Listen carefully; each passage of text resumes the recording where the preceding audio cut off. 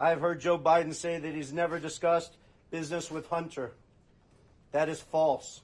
When the New York Post published its scoop about Hunter Biden's laptop in October of 2020, the media labeled the report Russian disinformation, social media platforms blocked access to the story, and the Democratic presidential candidate dismissed it as nonsense. I know you'd ask it. I have no response. It's another smear campaign. Right up your alley. Those are questions you always ask. 17 months later, the New York Times has finally acknowledged that Hunter Biden's business dealings are legitimate news. Imagine the surprise. The Times suddenly publishes a piece about Hunter Biden's tax affairs and slips into the 24th paragraph that its reporters have finally verified the emails on that laptop are real.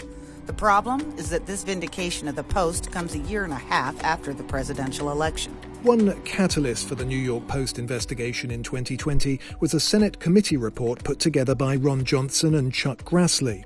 Released long before the election, it outlined Hunter's business dealings and the, quote, extortion and counterintelligence concerns they raise. The liberal media and members of the other political party chose to dismiss our work. They even falsely claimed that our work was Russian disinformation. There have been reports of the Bidens cashing in on the Biden name for many, many years, dating back to when Joe Biden was a senator. Even while admitting the laptop emails are authentic, it's worth noting that the Times still isn't addressing this question of Hunter's influence peddling or his father's knowledge of it. Its recent story was instead pegged to the news that Hunter had paid off a chunk of his back taxes and that a federal probe continues into his finances.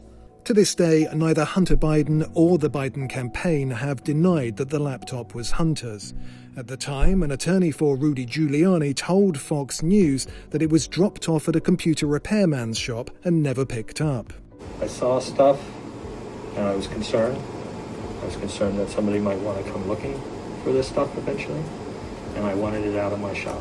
Then came the revelations from Hunter's former business partner, Tony Bobulinski, who went public with documents backing up some of the laptop's contents. In that email, there's no question that H stands for Hunter, big guy for his father, Joe Biden. Yet the media ignored the Bobulinski revelations, focusing instead on some 50 partisan intelligence officials who circulated a statement claiming that the laptop was Russian disinformation, even as they admitted they had no evidence.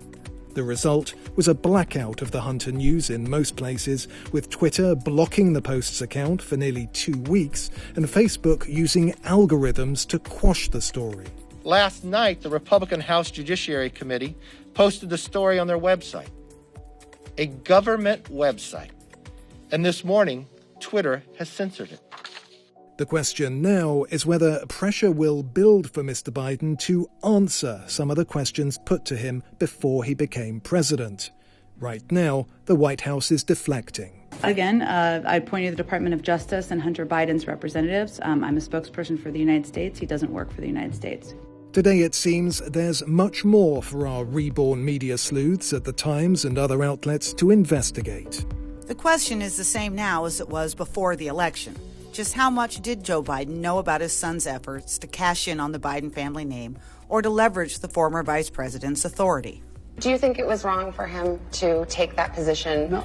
Knowing that it was really because that company wanted access to you? Well, that's not true. You're saying things you do not know what you're talking about. No one said that. Who said that? Your son did make a lot of money. There are some reports $50,000 to $80,000 a month in a Ukrainian company while you were vice president. Also had dealings with a Chinese state government-run company while you were vice president. Was that wrong? No, there's nothing asserted that he did anything that was illegal. Nothing. Not saying illegal.